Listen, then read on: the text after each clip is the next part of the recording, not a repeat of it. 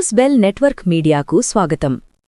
శ్రీకాకుళం జిల్లా పాతపట్నం మండల కేంద్రంలో డాక్టర్ బాబాసాహెబ్ అంబేడ్కర్ 135వ జయంతి వేడుకలు ఘనంగా నిర్వహించారు. ఈ కార్యక్రమానికి ముఖ్య అతిథిగా పాతపట్నం ఎమ్మెల్యే మామిడి గోవిందరావు హాజరయ్యారు. మొదటగా కోర్టు కూడలిలో ఉన్న అంబేడ్కర్ విగ్రహానికి ఎమ్మెల్యే పూలమాలలు వేసి నివాళులర్పించారు. ఎమ్మెల్యే మాట్లాడుతూ అంబేడ్కర్ జయంతి సందర్భంగా నియోజకవర్గంలోని ఎస్సీ/ఎస్టీ ప్రజలకు శుభవార్తగా ఉచిత పీఎం సూర్యఘర్ పథకాన్ని అందిస్తున్నట్లు తెలిపారు.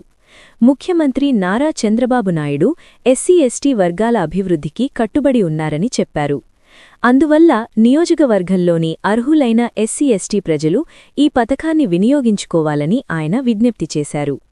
ఈ కార్యక్రమంలో స్థానిక నాయకులు, దళిత సంఘాల ప్రతినిధులు, ప్రజలు పెద్ద సంఖ్యలో పాల్గొన్నారు.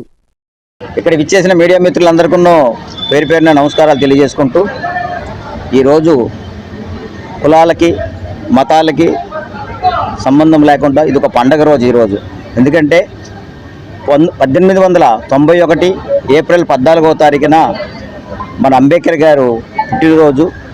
ఈరోజు ఏప్రిల్ 14 ఆయన పుట్టినరోజు. ఈ పుట్టినరోజు సందర్భంగా కేంద్ర రాష్ట్ర ప్రభుత్వాలు కూడా ఒక మంచి ఆశయంతో ఒక కార్యక్రమం స్టార్ట్ చేశారు. సోలార్ మీకు తెలిసిందని ప్రతి ఎస్సీ/ఎస్టీ వాళ్ళకి ఉచిత విద్యుత్ అని చెప్పేసి 200 యూనిట్లు ఇవ్వడం అనేది జరిగింది.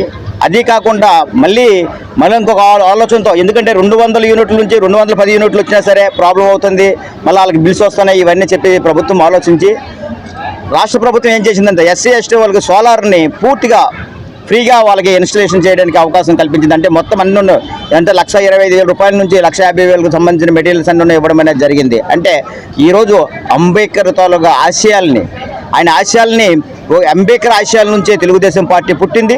మీ అందరికీ తెలుసు, అంబేద్కర్ ఆశయాల నుంచే స్వర్గీయ అన్న నందమూరి తారక రామారావు గారు ఈ పార్టీని పెట్టారు. ఆ ఆశయాల నుంచే సమాజమే దేవాలయం, ప్రజలే దేవుళ్ళు నినాదంతో ఈ పార్టీ పెట్టారు. మీ అందరికీ తెలుసు, ఆయన నేషనల్ ఫ్రంట్ చైర్మన్గా ఉన్నప్పుడు అంబేద్కర్ గారికి భారతరత్న అవార్డు కూడా వచ్చింది. మీ అందరికీ తెలుసు.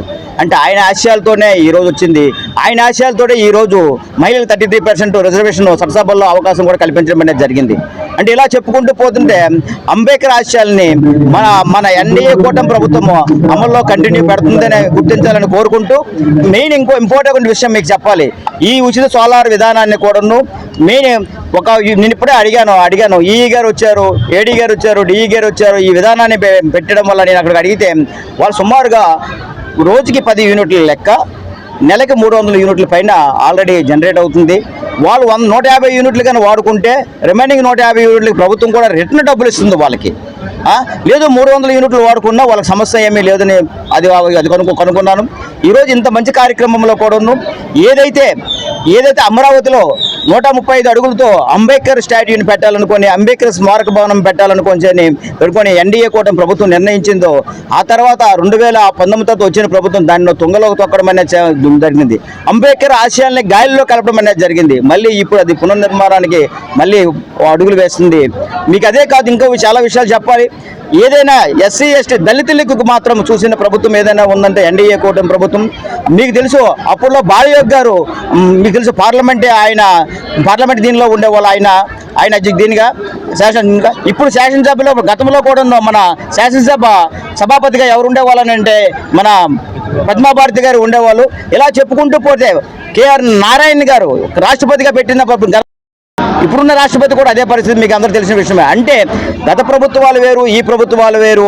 ఈ అంబేద్కర్ జయంతి రోజు మమ్మల్ని కూడా డైరెక్ట్గా గవర్నమెంట్ ఒక ఇన్స్ట్రక్షన్ పాస్ చేసి ఈ కార్యక్రమం అఫీషియల్గా చేయాలని చెప్పింది. అయితే కులాల మతాలకి సంబంధం లేదు. గతంలో మీకు తెలుసు అంబేద్కర్ విద్యా విధానం 2014, 2019 తర్వాత మన ప్రభుత్వం పెట్టిన అంబేద్కర్ విద్యా విధానం, తర్వాత 2019, 2024 తర్వాత వచ్చిన ప్రభుత్వం అంబేద్కర్ విద్యా విధానాన్ని పూర్తిగా తుంగలోకి కొట్టి సామాన్య పిల్లలకు కూడా విద్యా విధానంలో పూర్తి ప్రాబ్లం వచ్చి ఆర్థిక ఇబ్బందులతో ఇప్పుడు చాలా మంది ఎగ్జాంపుల్గా ఉన్నారు, ఆ సర్టిఫికెట్లు లేక చాలా ఇబ్బందులు పడుతున్నారు.